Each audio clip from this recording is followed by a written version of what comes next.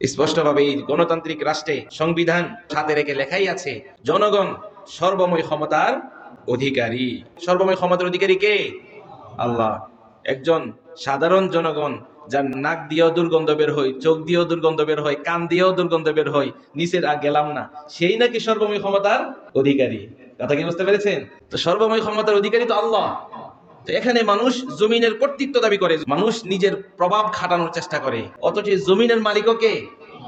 বলেন, জমিনের মালিক কে?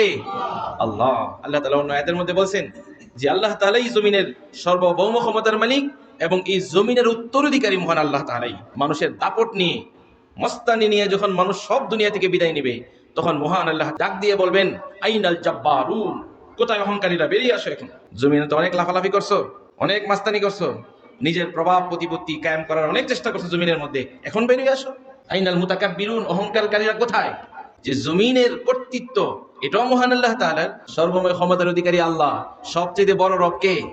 আল্লাহ। ফেরাউন বলছিল, আনা রব্বুকুমুল আলা, আমি হচ্ছে বড় আল্লাহ। জমানার প্রত্যেক ফেরাউনদের কথা এটাই, জমিনে তাদের কর্তৃত্ব চাই, জমিনের মধ্যে কিভাবে মানুষকে কন্ট্রোল করতে পারে, এটা তারা করতেই থাকে।